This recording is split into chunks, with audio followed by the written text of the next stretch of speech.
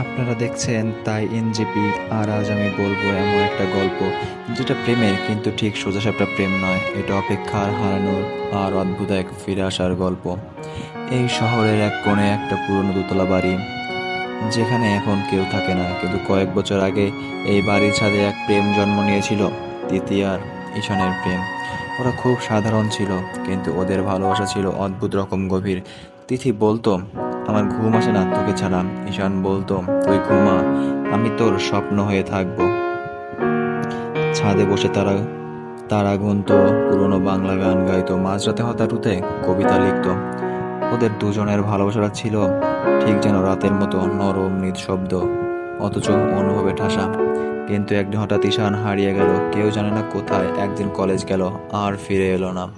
No call, no message, কিছুই না।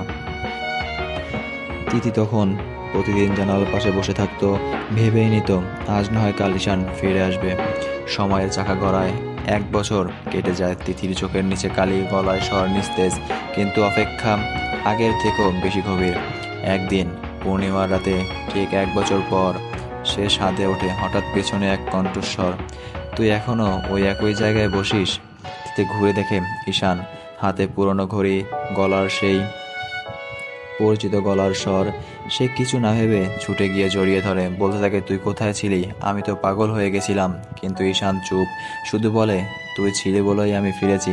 কিন্তু সব আগের মতো হবে না তিথি। তারপরের দিনগুলো আবার যেন স্বপ্ন। ঈশান থাকে, কথা বলে, তিথির হাত ধরে, কিন্তু রাতে সে ঘুমায় না, সে খায় না, আয়নায় তার প্রতিবিম্ব পড়ে না।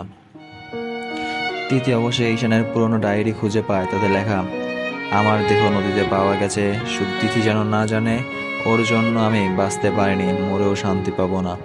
তিথি বোঝে, সে যার সঙ্গে কথা বলছে, যে তাকে ছুঁয়ে আছে, সে আর মানুষ নেই। শেষ রাতে ঈশান বলে, আমার সময় শেষ, আজ রাতটাই আমার শেষ দেখা। তুই জানিস, মৃত্যুর পরও শুধু তোকে খুঁজেছি। ভালোবাসা যে মরে না তিথি, রূপ পাল্টায় কিন্তু থেকে যায়।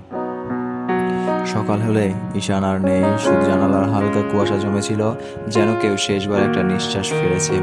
আর পড়েছিল এক টুকরো কাগজ, তুই ছিলি বলেই আমি ফিরেছিলাম, এবার সত্যি চলে গেলাম। ভালোবাসা সবসময় মানুষের রূপ নিয়ে আসে না, কখনো সেটা স্মৃতি হয়ে, কুয়াশা হয়ে, আর কখনো একটা শেষ চিঠি হয়ে ফিরে আসে। ধন্যবাদ সম্পূর্ণ ভিডিওটি দেখার জন্য।